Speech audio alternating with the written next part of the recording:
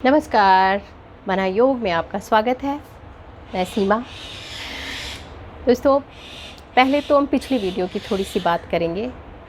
इससे पहले वाली वीडियो जिसमें मैंने बच्चों से कुछ बातें की, बच्चों से मिले, उनके कुछ सवाल थे। जैसे वो जो सबसे छोटी बच्ची है वो पूछ रही है मास्क कब तक लगाना पड़ेगा, क्यों लगाते हैं। हालांकि वो बहुत समझदार है बच्ची, लेकिन देखकर दुख होता है कि बचपना घुट रहा है। मैं कहीं गई थी और वेट कर रही थी तो सामने देखा कि एक बच्ची छोटी सी अपनी माँ के साथ आई हुई है, 3-3.5 साल की होगी। वो मास्क को कभी तो नीचे उतार रही है, कभी ऊपर लगा रही है, कभी नीचे उतार रही है, फिर उसको चबा रही है, कच कच कच कच कच करके चबाई जा रही है। उसके बाद उसने उसको पूरा गीला कर लिया मास्क को, और फिर उसको उतारा, हाथ में रखा और उसकी गोल गोल गोली बना रही थी। इतने में भट से पीछे से पड़ा थप्पड़, माँ ने मारा, लगाओ मुँह पे मास्क। भाई मैं उसको देख रही थी, बहुत दुख हो रहा था कि बचपना कैसे जिएंगे ये बच्चे। ऐसे एक छोटा सा बच्चा गोदी में था जो रो रहा है, बहुत बेतहाशा रो रहा है, और माँ का मास्क खींच खींच के उसकी शक्ल देख रहा था। जब वो मास्क उतारती थी तो वो चुप हो जाता था। क्या ऐसी ही मजबूरी में रहेंगे हम? दुख होता है ना दोस्तों। ये हम जितने लोग, मेरे साथ जितने लोग जुड़े हुए हैं, और आप आगे भी इस बात को शेयर करें कि ज़्यादा से ज़्यादा प्रार्थना करें। हम प्रार्थना, देखिए, अगर आप भक्ति योग में हैं और विश्वास करते हैं, जो भगवान में विश्वास करते हैं वो भगवान से प्रार्थना करें। जो शक्ति में, किसी ऊर्जा में विश्वास रखते हैं वो उस ऊर्जा पे अपनी वाइब्रेशंस दें, अपनी पॉजिटिव उनको सकारात्मक रूप से एक प्रार्थना करें कि जल्द से जल्द हम इस महामारी से मुक्त हों। उस बचपने को घुटता हुआ नहीं देख पा रहे हैं। बड़े लोग फिर समझदार होते हैं, वो 2-2 मास्क लगाकर भी काम कर रहे हैं, लेकिन बच्चों को नहीं पता, छोटे छोटे बच्चों को नहीं पता। तो भगवान जल्द से जल्द हमें इस महामारी से निजात दिलाए। लेकिन अभी हो क्या रहा है, जैसे कि आप कहीं से भी निकल जाओ तो कान में आवाज़ आएगी, यार तीसरी लहर आने वाली है। एक तो ये न्यूज़पेपर, उसमें तीसरी लहर आ रही है। लहर एक भी आई है, दूसरी भी गई है। हालांकि दूसरी ने बहुत नुकसान किए हैं, और ऐसे नुकसान किए हैं कि जिनकी भरपाई नहीं है। लेकिन हम हर वक्त यही बातें कर रहे हैं, जिससे मिल रहे हैं तीसरी लहर बहुत भयंकर आने वाली है, तीसरी लहर बहुत तगड़ी आने वाली है। कोई फ़ोन पे बात कर रहा है, अरे तुझे पता है? भाई सभी को पता है, सभी देख रहे हैं, लेकिन हम माला जाप कर रहे हैं, तीसरी लहर आने वाली है, तीसरी लहर आने वाली है। नहीं, ये बात करने की बजाय ठीक है, अपने लिए प्रिकॉशन रखिए, सेफ्टी रखिए। जो डॉक्टर्स कह रहे हैं उनको समझने की कोशिश करें, और माला जाप इसका ना करके प्रार्थना करें कि जल्द से जल्द इससे हम मुक्त हो जाए। ये तो थी बात कि पिछली उसकी वीडियो की जो दुख लगता है बच्चों को देखकर, तो वो मैंने आपसे शेयर किया। आज का टॉपिक है हमारा रूढ़िवादिता। रूढ़िवादिता क्या होती है? एक तो होते हैं रीतियाँ, संस्कार हमारे होते हैं, एक रीतियाँ होती हैं, लेकिन जब वो घिसड़ती पिसड़ती, मतलब जिसको कहते हैं ना, ढोते चले जाते हैं, अर्थ खो चुका है लेकिन हम ढो रहे हैं, तो वो रूढ़िवादिता, मतलब एक रूढ़िवादिता बन जाती है कि वे आप उसको ढो ही चले जा रहे हो। तो उसके ऊपर एक कहानी है और एक मेरी स्वरचित कविता है, और मैं सोच रही हूँ क्या सुनाऊँ। कहानी सुनाती हूँ पहले। एक बार एक आश्रम था। उस आश्रम में गुरुजी थे और शिष्य थे उनके बहुत सारे। तो शाम को 4 बजे एक वहाँ पे एक वो होता था, सत्संग होता था। तो गुरुजी बैठ जाते थे गद्दी पर, शिष्य उधर बैठते थे, और सत्संग शुरू हो जाता था। ये रोज़ का सिलसिला था। एक दिन क्या हुआ कि सत्संग शुरू हुआ, गुरुजी ने बोलना शुरू करा, इतने में आवाज़ आई म्याऊं म्याऊं। देखा गया भाई बिल्ली आ गई कहीं। फिर दोबारा गुरुजी ने शुरू करा, फिर बिल्ली म्याऊं म्याऊं। अब ये गुरुजी शुरू करे और उधर से म्याऊं म्याऊं हो। अब ये हुआ कि भाई ऐसे तो प्रवचन चलेगा नहीं। तो गुरुजी ने समस्या का समाधान किया। उन्होंने अपने शिष्य को कहा कि भाई आप उस बिल्ली को पकड़ के वहाँ पे बांध दो और उसको दूध दे दो। दूध दे दिया। कथा बिल्ली शांत होके बैठ गई, वो भी अपना कथा सुनने लगी। अब वो गुरुजी का प्रवचन शुरू हो गया जी, बहुत अच्छे से हुआ। उसके बाद बिल्ली को खोल दिया गया, बिल्ली चली गई।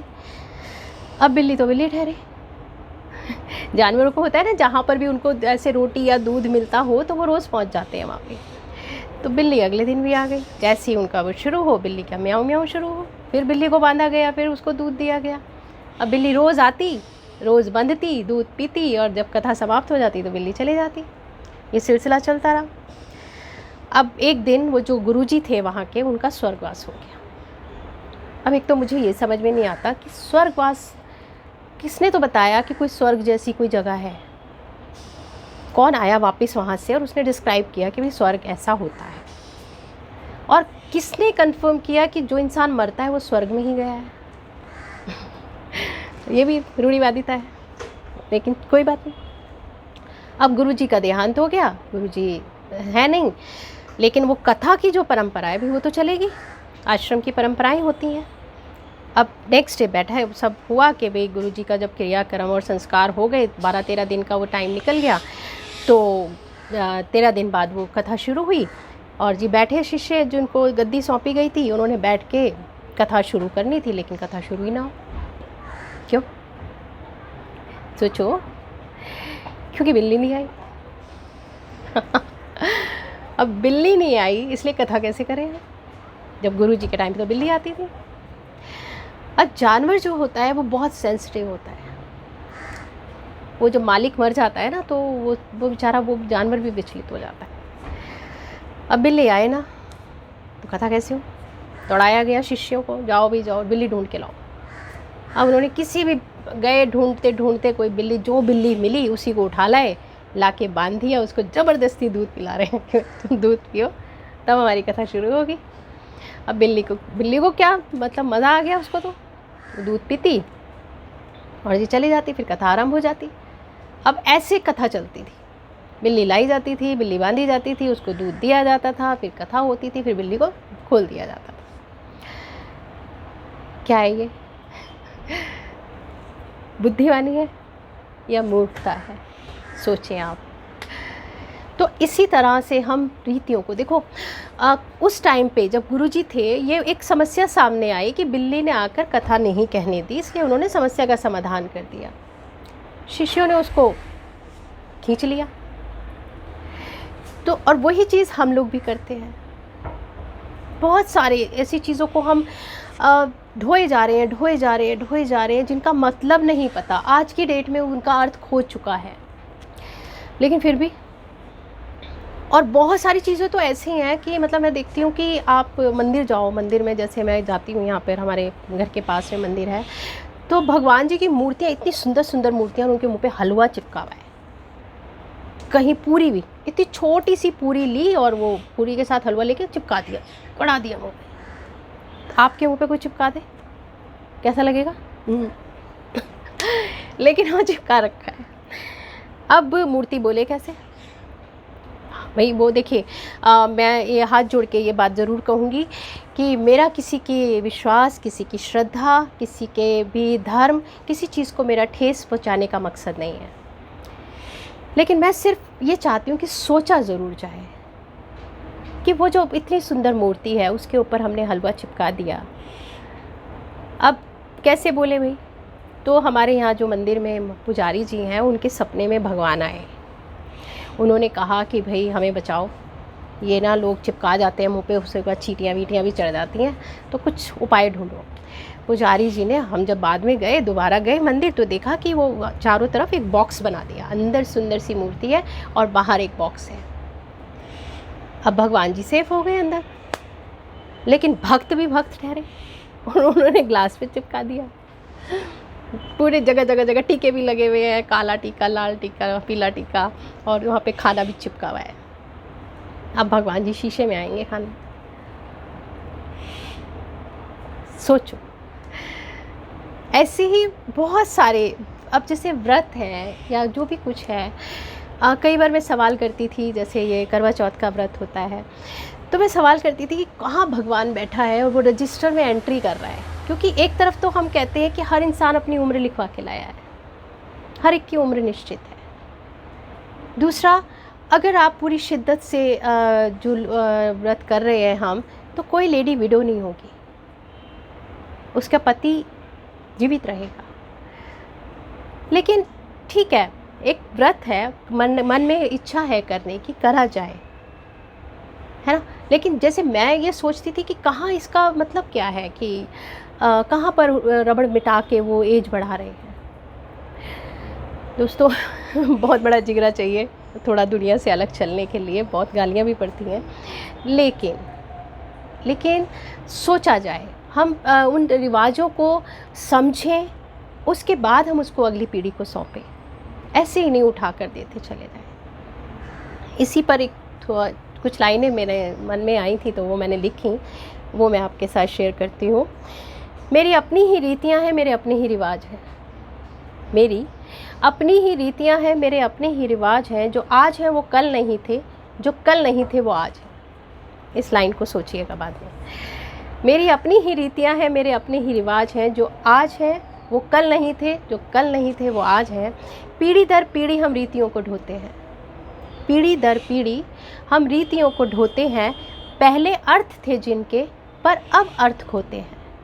पहले उनके अर्थ होते थे, अब अर्थ नहीं है। क्यों समझ के मामले में हम बौने होते हैं। बौने मतलब जिनका कद छोटा होता है उनको बौना कहते हैं। क्यों समझ के मामले में हम बौने होते हैं। रीतियों के महत्व को, रीतियों की इम्पोर्टेंस को हम ही हैं जो खोते हैं। हम ही उनको बस ढोए जा रहे हैं, तो महत्व खो गया, रिपीट ढो रहे हैं। ढोते ढोते रीतियों को उम्र सारी गुजारी है। ढोते ढोते रीतियों को उम्र सारी गुजारी है। रीतियों कुरीतियों से मती गई मारी है। समझ कुछ आता नहीं, बस सिर्फ ढोते हैं। समझ कुछ आता नहीं, बस सिर्फ ढोते जाते हैं। रीतियों के सामने तो इंसानियत भी हारी है। दोस्तों कविता बहुत लंबी है, लेकिन मैं थोड़ी सी ही सुनाऊंगी कि रीतियों के आगे तो इंसानियत भी हारी है। बहुत सारी जगहें ऐसी हैं, बहुत सारे कस्बे ऐसे हैं। आप गांव में, दूर दराज कहीं ऐसी ऐसी जगह पे चले जाओ जहाँ पे ऐसी ऐसी रीतियाँ चली आ रही हैं। या तो आप मतलब चाहे उनको, जो कोई मर गया है उसके संस्कारों में देख लें कि उनके लिए इतना पैसा खर्च कर दिया जाता है। अब वो चीज़ तो इस कोरोना टाइम में ख़त्म ही हो गई, जो ये रिवाज उनके लिए चलते थे, लेकिन लोग फिर दोबारा से उसी ढर्रे पर आ जाएंगे।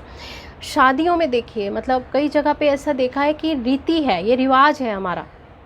आपके पास पैसा नहीं है, अब चाहे आप चोरी करो, चाहे डाका डालो, चाहे उधार लो, कुछ भी करो, आपको रिवाज तो निभाना ही है। तो वहाँ इंसानियत भी हार गई। नहीं है तो सिंपल करो ना, मगर रीति रिवाज निभाने हैं भाई, पीढ़ी दर पीढ़ी चले आ रहे थे। तो शायद इसके अंदर कुछ समझदारी नहीं है। और अगर आपको लगता है कि हाँ समझदारी है तो ज़रूर निभाएं, लेकिन सोचें ज़रूर कि रीतियों को बोझ ना बनाएं, घसीटें ना, खुद समझें और फिर दूसरी जनरेशन को दे जाएं। Thank you.